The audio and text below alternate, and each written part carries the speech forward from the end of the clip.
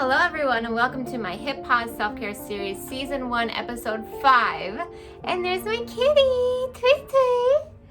Today is all about hair care, and after this week I've done lots of research about hair and it's kind of all the same. Like, we know that it's best to not have sulfates in your shampoo. You know, castor oil if you want to give yourself, a scalp massage or some sort of treatment. Like, there's so many videos on how to do at-home care treatments and things like that for your hair. So what I'm going to talk about is a personal story. About a year and a half ago, I think for like a good solid 5 years, off and on, I have struggled with hair loss and having my hair fall out.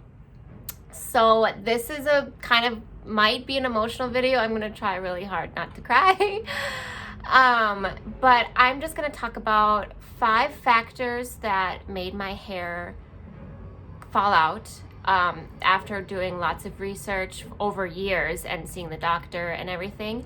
And then I'm going to talk about 5 things, I think it's 5 things that I've done to help me grow my hair back. And then I'm going to talk about also 5 things to do in the process, like as you're in the process of growing your hair back, what to do during that time, because it's a really awkward time, especially if you are not losing any more hair, but it takes a long time for that hair to grow back, right? So I'm going to give you some little tips and tricks on that, how to hide that.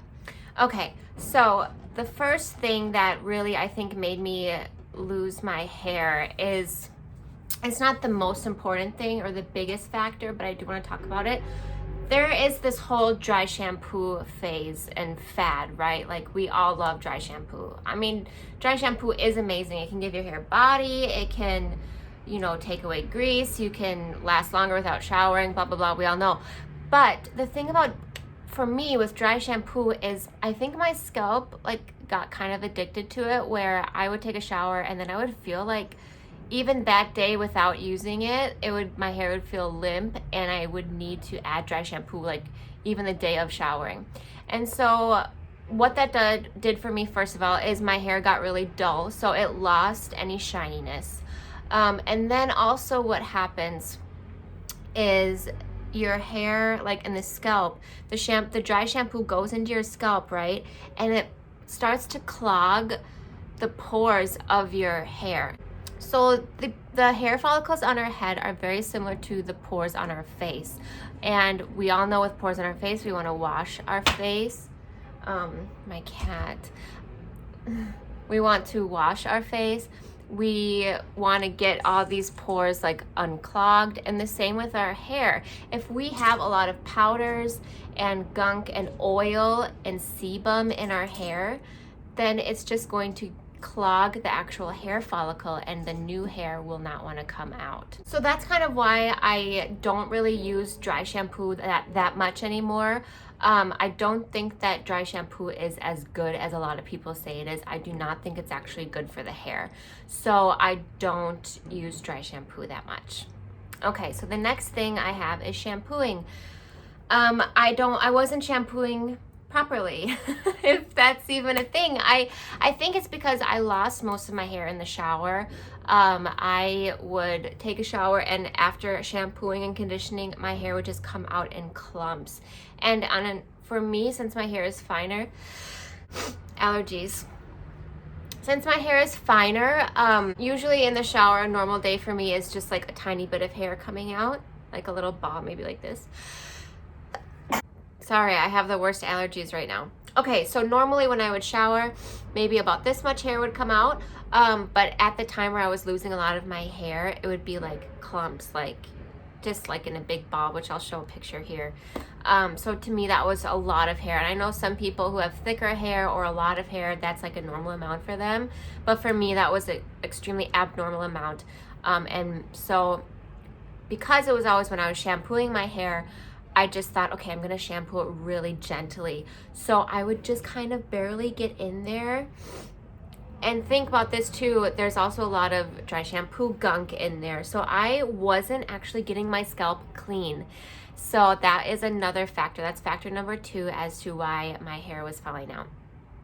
Factor number 3 is nutrition. I think, okay, so for 5 years, I've been in Taiwan. And so when I first came to Taiwan, I think I wasn't focusing on nutrition at all. I was into trying new foods here, but a lot of the foods here can be super oily, and like street food is what I was really curious about because Taiwan has a lot of cool night markets, and so I was doing that a lot.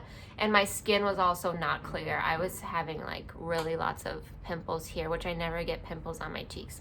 Anyways, I think the first stage when I first came here, I was also eating a lot of sugar, and I think that was because of like stress eating, and so I was kind of addicted to sugar. And the thing about high sugar is that it can influence your hormones. So what happens is if you have a high sugar diet, your pancreas has to produce excess insulin. And so if your body has too much insulin, it kind of doesn't really know what to do with it.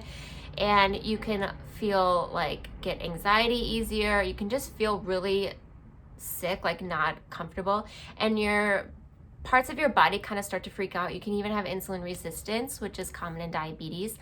And so when this happens, your body's stressing out, and your hair follicles actually sort of take a break because they're so stressed out, they just stop producing hair. And so when I had a high sugar diet, I did notice that a lot of my hair was kind of coming out and my hair was thinning. So then after I did lots of research and stuff, I said, okay, I'm going to stop eating sugar. And at that time I was going to school full time, getting a bachelor's degree. I was working, supporting myself because I support myself before I was married. I was also doing 70 hours of volunteer work a month. And I think just those three things added up together really gave me a lot of stress. But I did cut the sugar out. And so, okay, let's go back to the food. I did cut the sugar out, but then I started to lose weight. And I think the weight loss was due to exercising a lot because I kind of found my release as far as stress. So I was exercising a lot. I also had this thing with my anxiety that my anxiety would come pretty high and I would feel really uncomfortable after I would eat, especially eat a big meal, which I can talk about that in another video because the doctor explained to me why that happens. So I think I'm going to save that for another video when I go more into anxiety. So I was basically at a calorie deficit for a while when I was exercising a lot. I was also doing gymnastics and I cut out sugar. So I was trying to eat really healthy, but I think what happened was because if someone is always in a calorie deficit, your organs are needing to get those nutrients, right? Your big main organs. And so the smaller organs like your hair, they kind of sacrifice. They say, okay, you big organs can take the calories and we'll take the hit. And so that's another time when my hair would really come out in clumps.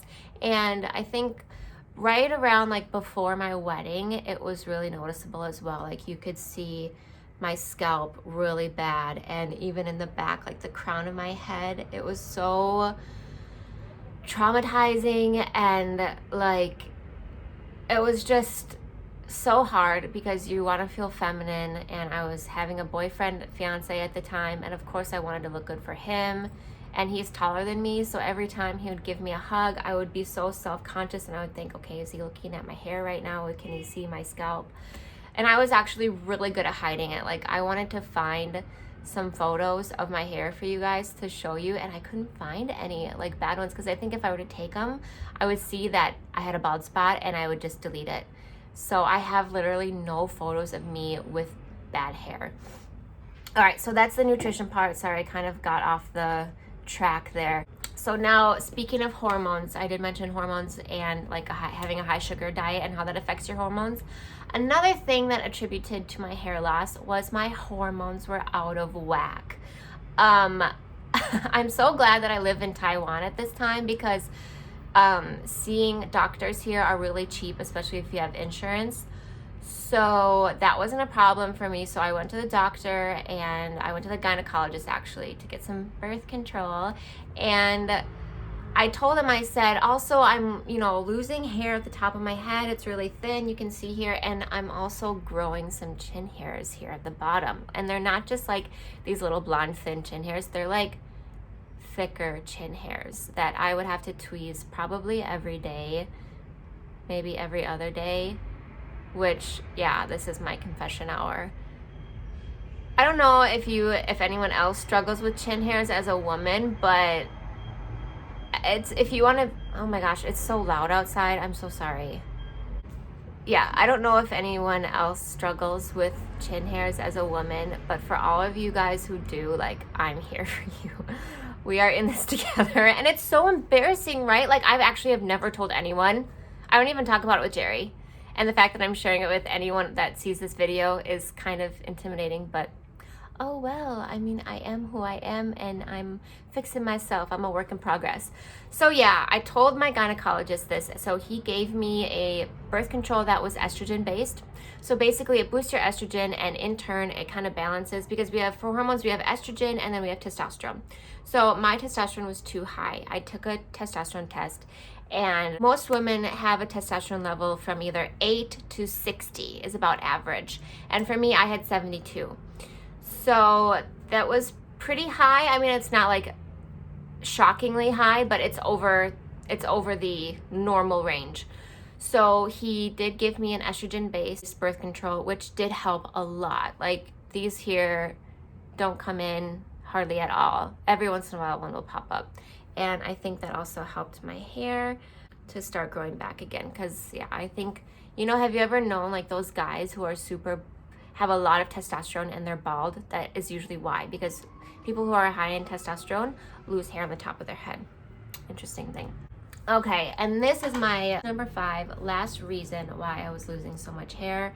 And I do think it's the most important reason, is stress, my friends.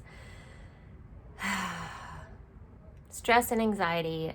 I've always been a stressed out and anxious person, and a lot of times I think I didn't even know it.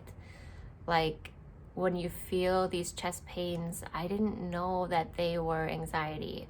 I felt my heart palpitations. I didn't know it was anxiety. I just thought there was something wrong with my heart, or that honestly, I thought I didn't have enough blood in my body. I forget what that word is. Is that anemia or something?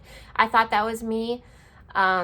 But I was so busy with school and work and everything that I never even took the time to listen to my body. I just felt uncomfortable, but I just kept pushing through it.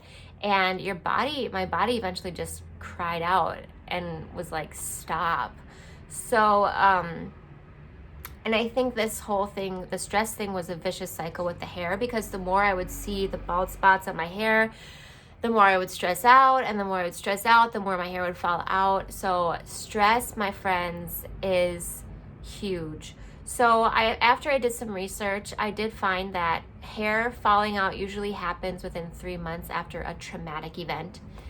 And because it takes a while for the hair to like stop.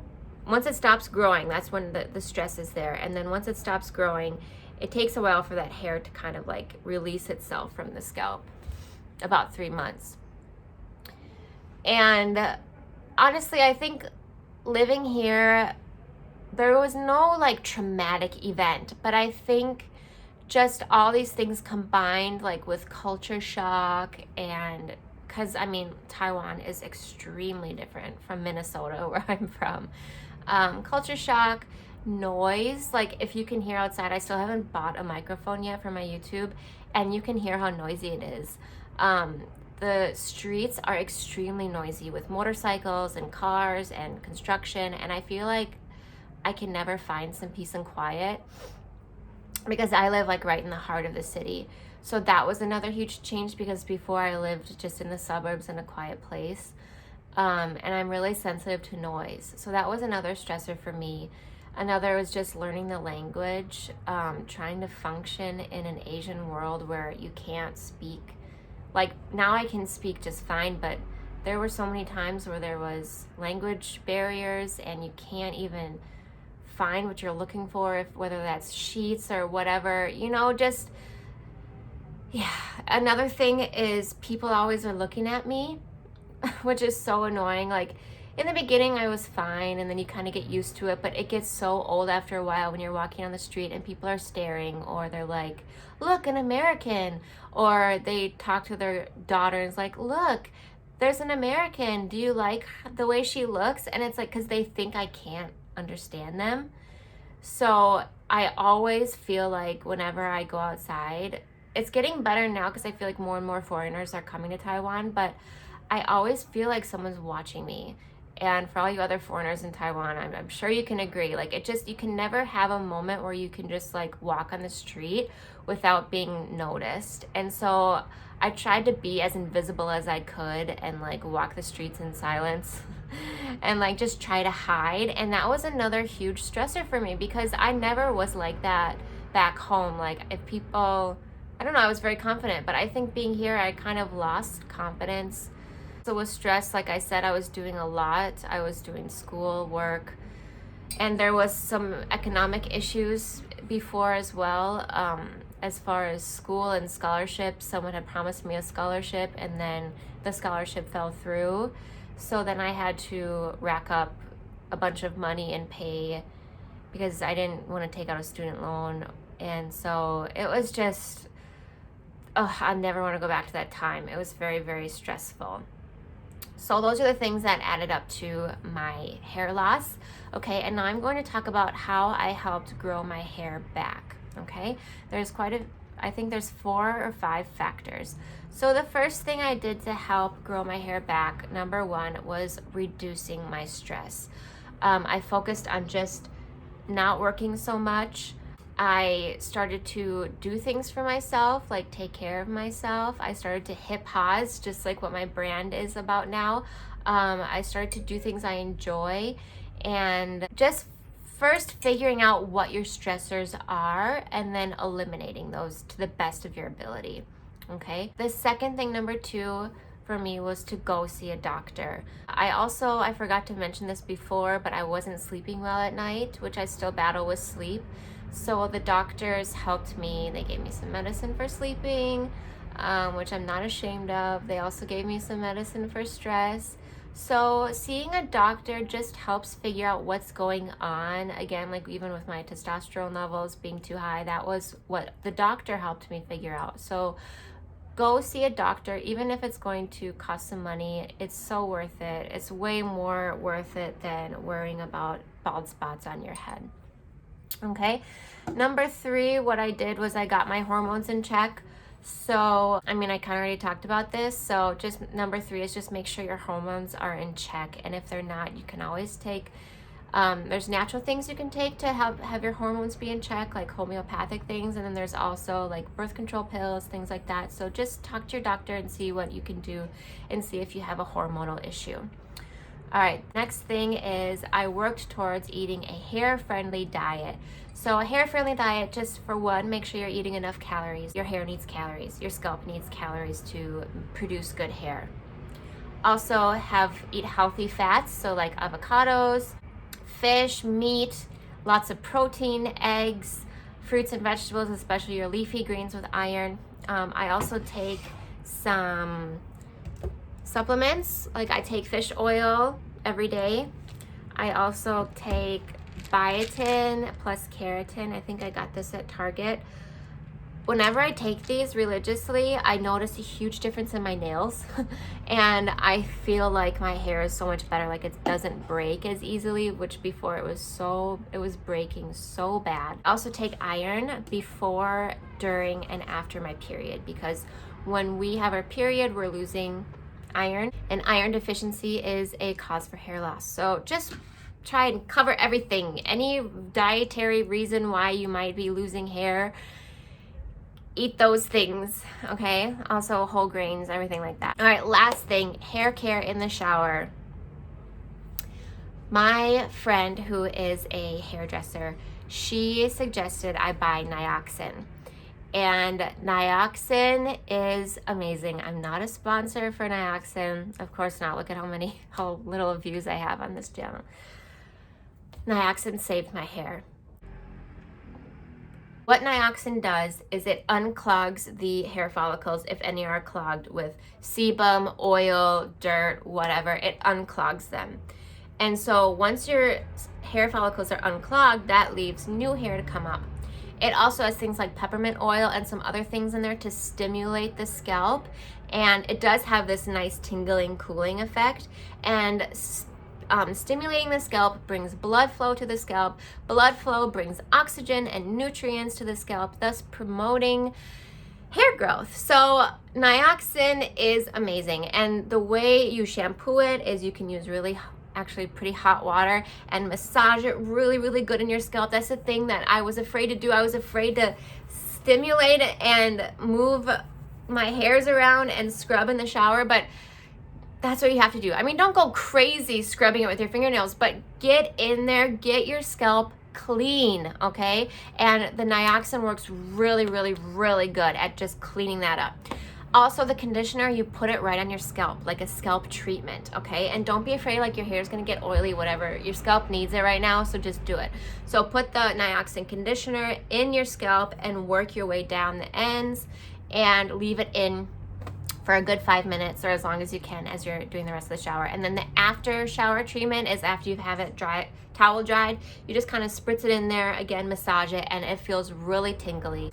And I would say after 2 weeks of using Nioxin, I would go like this and I would see these little baby hairs sticking out, because before, like, my hairline was huge. Like, I had the biggest hairline. Like, it's nice and fine now, like a skinny hairline, but before my hairline was probably like this thick. I'm not lying. Like, it was such a big hairline, and I tried so hard to hide it, which is what I'm going to talk about next. But before that, yeah, just shower your hair. Don't put so much dry shampoo on your hair, because dry shampoo isn't that good for your hair. It's better sometimes just to wash it. I feel like there's a trend right now about not washing your hair, and some people can do it. Some people have hair for that. But for us finer haired, more oily people, just wash your hair. Stop putting dry shampoo in there. It's only going to make your hair look dull, not shiny, and it's going to put like gunk on your scalp, and your scalp will not be able to breathe, and it will not encourage hair growth, okay? So just wash your hair. And Nioxin, once you start seeing the hairs come up, you don't have to use it every time you're in the shower. You can use it every other time you shower, so you can make it last longer, because Nioxin is a little bit more expensive. But yeah, Nioxin saved my life. All right, so now let's talk about what we can do while we're in the process of growing our hair back. We're kind of waiting, we've taken all the right steps, maybe we're taking the necessary medications, and we've got our hormones back in check, we're eating right, but we still have bald spots. So what do? So the first thing that you should do is find a eyeshadow that matches the color of your roots. So for me, let me see. I had one that was really nice, and I actually threw it away. I don't know why. I think I was like decluttering my makeup, and I just threw it away. Maybe I was having like a crying day where I don't know. But I have, let me see, I do have an eyeshadow that even I still use every once in a while when I want to make my roots not look so visible, or if I want to, like, if I have my hair up and I want to kind of touch up these areas, like back here, because this is kind of a big widow's peak right there. Okay, so just find any matte, like non-shiny, neutral toned eyeshadow. And I think for my hair, like, you just want to find like the color of your roots. So I would do like maybe this one and maybe this one combined, and take a fluffy brush. I can even show you guys right now. See take a fluffy brush and just kind of dab it in here.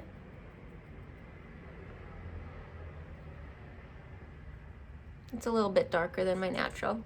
But see how you can't even, now you can't see my scalp at all. I'm gonna do a little more, this is fun.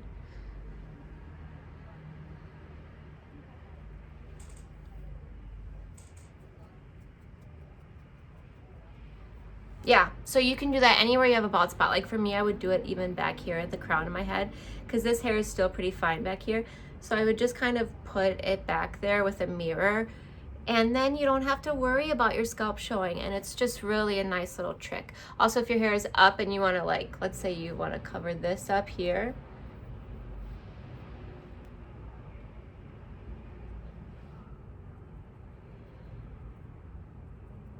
it just makes the world of a difference. Okay, so just like that. All right, so that's the first tip. The second tip is to use Nioxin. I only wrote this in there again twice, is because you can see the difference in results in like 2 weeks. So just use Nioxin. Okay, the third thing to do is to just stop obsessing. The more you obsess about it, the worse the situation is gonna get. So just relax, make it as lighthearted as you can. Do things you enjoy, make sure you're exercising, and wear a ball cap if you have to. Like, it's okay. It's going to keep telling yourself it's coming back, it's going to grow back, and just stop obsessing about it. Okay? The next tip is backcombing.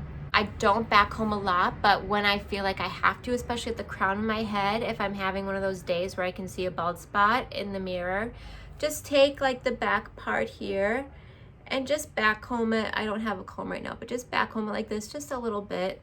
And that way it will make the hair right there appear thicker, and you can hide the bald spots there. But don't backcomb your hair every day, and don't backcomb it till it like breaks. Just gently backcomb it a little bit. Lastly, the very last thing to do as you're waiting is to get a haircut. I have had longer hair, and it looked scraggly. One time I saw a video of myself of the back of my head, and I was like, I need a haircut. Like, it looked so bad. Granted, I didn't style it or anything that day, but it was bad. So, just if you have thinner hair and you're losing it, or, you can see your scalp, just get a haircut. It's gonna look so fresh. You're gonna feel really good. And then once it starts growing out, even like for me, I had to wait so long for these hairs to grow out. These were the ones that had fallen out a lot. See that? And here. They are finally growing back, but I have to, let's see some in the back here. See these? They have grown out so much because it's been a couple years since it was bad. But to make them all the same length, like if this was the hair that's growing back now, and then the rest of my hair is really long, like the layers just don't look good. So just get a nice fresh cut. It's gonna feel so good, and you're gonna feel healthier. You're gonna have thicker, it's gonna feel thicker in a ponytail. So yeah, get a haircut. That is my last thing. I just want to say, like, as an emotional time as it was, I am kind of glad it happened, only because it has taught me to listen to my body. This whole thing has been a huge journey, and that is why, like, when Jerry and I started a ceramics brand, our slogan is hit pause, because if you're not hitting pause, you're not listening to your body, and our bodies are gonna cry out somehow. So for all you girls who are struggling with this, please comment below. Let me know. I hope this helped in some way. And I think we just need to remember that we are all beautiful in our own way. Everyone is beautiful no matter what, whether we have a lot of hair or don't have much hair. And we just need to embrace what we have and take care of ourselves from the inside out. So I love you all so much. Thank you so much for watching this video. Be sure to hit like, be sure to subscribe. Every week I do a new self-care mission. So this week was hair, next week is going to be nails. I'm going to talk about how I do my nails with gel, and also a problem that I had with picking my cuticles. So we'll talk about that as well. But have a wonderful week. I love you all so much. Goodbye.